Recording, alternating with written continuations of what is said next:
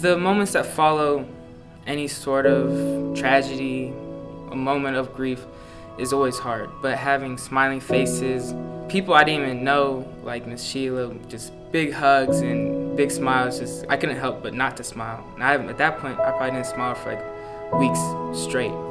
My grief, I definitely learned that I'm a crier. I don't really take grief any other way, and that most days I have good days about it, and other days are just not as good.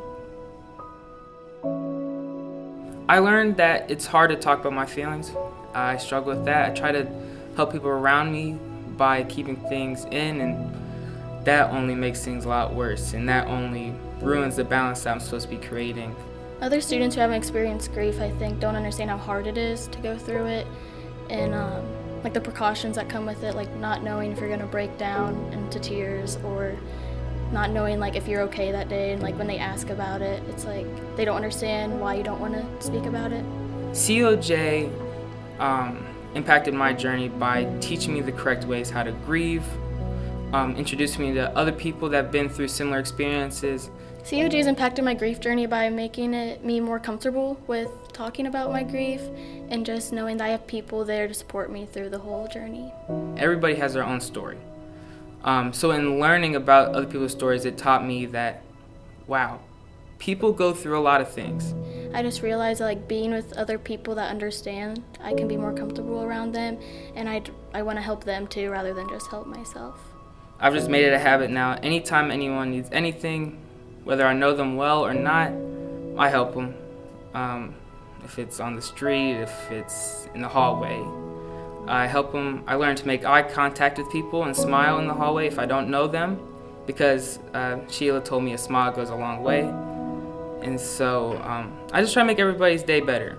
And hopefully the good energy I put out will come back to me, and I'll have a good day too.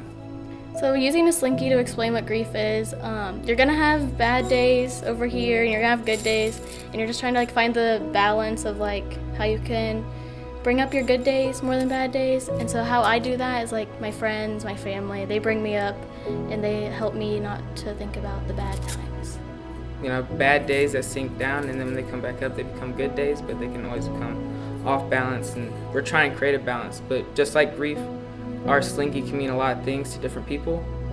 And for me personally, what the slinky meant to me is a symbol of hope.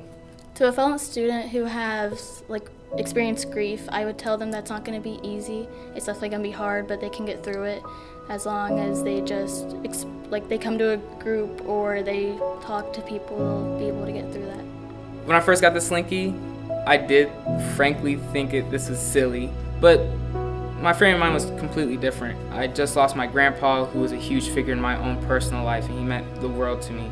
And to see him slowly deteriorate to something that I didn't even recognize him as was extremely hard for me.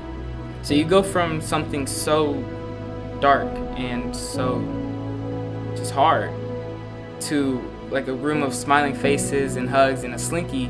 You're pessimistic. You don't even want to believe it. You're like, slinky, hugs, smiling people. Like, what is this? I don't need this. This is dumb. This is whatever, right? But it turned out it was everything.